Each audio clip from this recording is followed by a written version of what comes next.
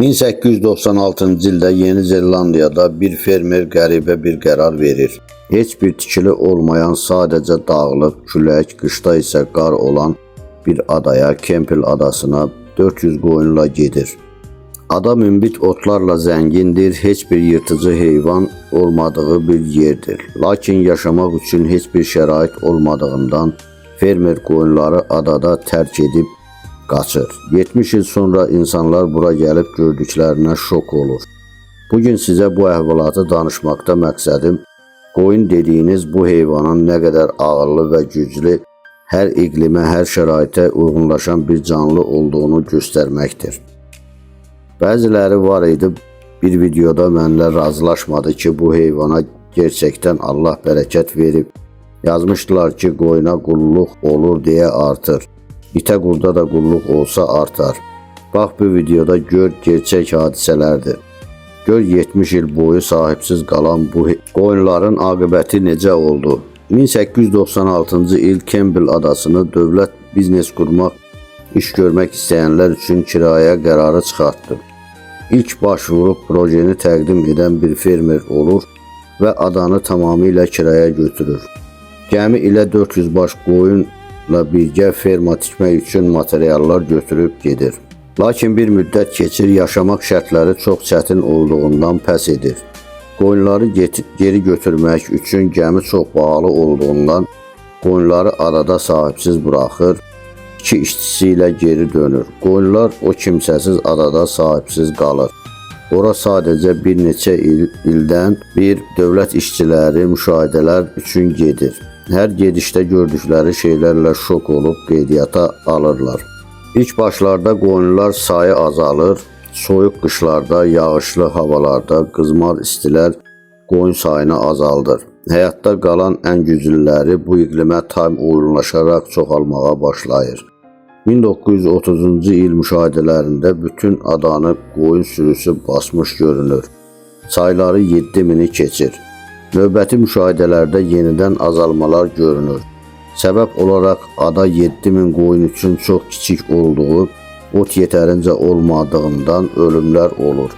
Bu arada qoyunlar tam fərqli bir cinsə dönmüş olur. Çənə forması dəyişib, ot qırmaq normal qoyuna görə çox sürətli olub, ildə bir neçə dəfə öz-özünə yun tökülməsi yaranıb. Sürü şəklində arxaları küləyin istiqamətin tərəfində otlamağı öyrəniblər.